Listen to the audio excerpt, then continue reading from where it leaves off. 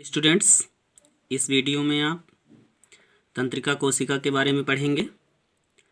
तंत्रिका कोशिका जो है मिल करके तंत्रिका तंत्र का निर्माण करती है। तंत्रिका तंत्र की इकाई होती है तंत्रिका कोशिका, जिसे नर्व सेल या न्यूरॉन कहा जाता है। तंत्रिका कोशिका मानव शरीर की सबसे बड़ी कोशिका होती है।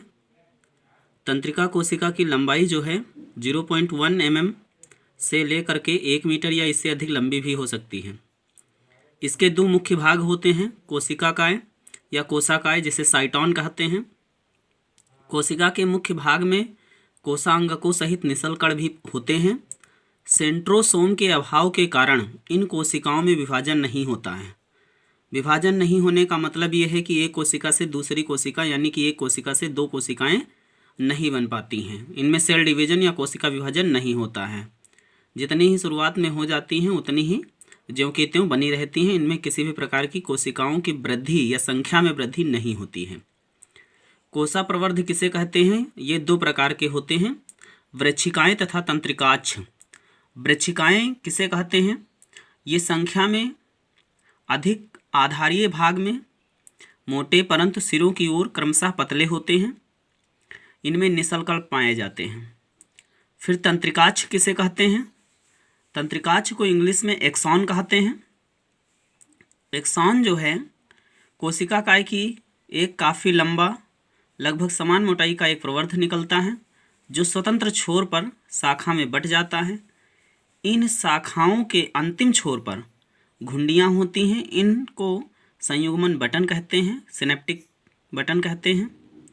ये प्रेरणाओं को साइटोन से अन्य तंत्रिका कोशिका ऊतक ग्रंथि या पेशी में ले जाते हैं।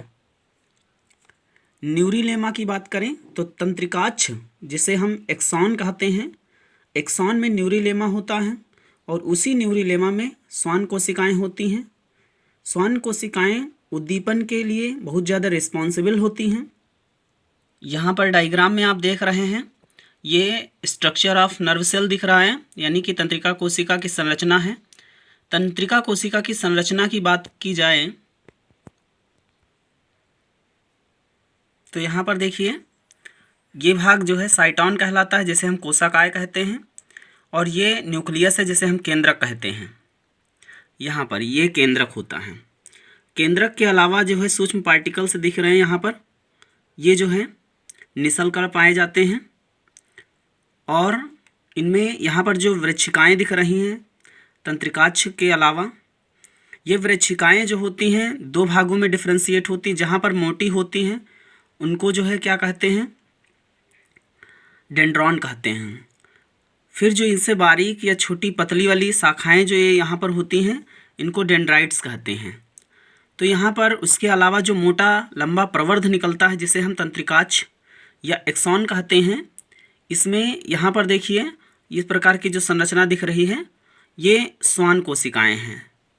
श्वान कोशिकाएं ये बहुत ज़्यादा रिस्पॉन्सिबल होती हैं।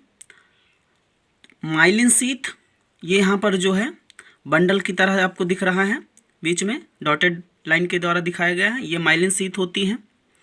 उसके बाद में यहाँ पर ये देखिए नर्व सेल जो है, ये नर्व सेल का एंडिंग पॉइंट है यहाँ पर, और इसमें छोटे छोटे बटन की तरह संरचनाएं दिख रही हैं, इनको सिनेप्टिक बटन कहते हैं।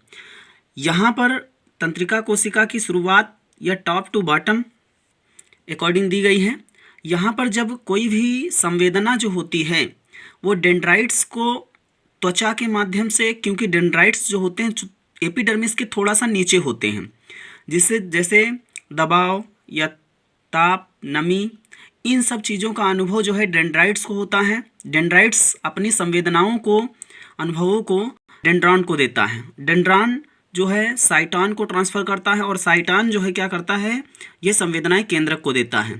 केंद्रक क्या करता है, इन्हीं संवेदनाओं को एक्सॉन के माध्यम से, यहाँ पर सिनेप्टिक बटन के माध्यम से, अगर ये डायरेक्ट मेरुरज्जु से, बोन मैरो से जुड़ी होती हैं, मेरुरज्जु जो होती है उससे अगर जुड़ी होती है, तो ये संवेदनाएं मेरुरज्जु के पास सीधे चली जाती हैं और मेरुरज्जु मस्तिष्क के पास ट्रांसफ़र कर देती हैं। लेकिन अगर ये शरीर के किसी दूसरी या दूर जगह पर स्थित होती है, तो ये नर्व सेल जो है दूसरी नर्व सेल से जुड़ करके ये जो क्लेफ्ट है, ये नर्व सेल का एंडिंग पॉइंट और दूसरी नर्व सेल का टॉप पॉइंट जो है जब मिलता है तो उसको सिनेप्टिक क्लेफ्ट कहते हैं, युग्मानुबंधन कहते हैं। युग्मानुबंधन के मध्य जो है सूचनाओं का आदान प्रदान एक कोशिका से दूसरी कोशिका के मध्य होता है। जब उस कोशिका में संवेदना पहुंच जाती है तो वो संवेदना मस्तिष्क के पास यानी सेल बाई सेल करके, नर्व सेल के माध्यम से सेल बाई सेल करके मस्तिष्क तक पहुंचती है और मस्तिष्क उसका उचित जो है समस्या का समाधान लेकर के उसके पास रिप्लाई करता है। तो अगर मान लीजिए कोई त्वचा है जहाँ पर हमें जलन हो रही है गर्मी के कारण या टेम्परेचर बढ़ जाने के कारण, तो ये संवेदना नर्व सेल के माध्यम से इस रास्ते हो करके यहाँ पर नर्व सेल के एंडिंग पॉइंट तक पहुँचती है। अगर ये मेरुरज्जु से जुड़ी होती है तो ये संवेदना इसी माध्यम से मेरुरज्जु से होते हुए मस्तिष्क के पास चली जाती है।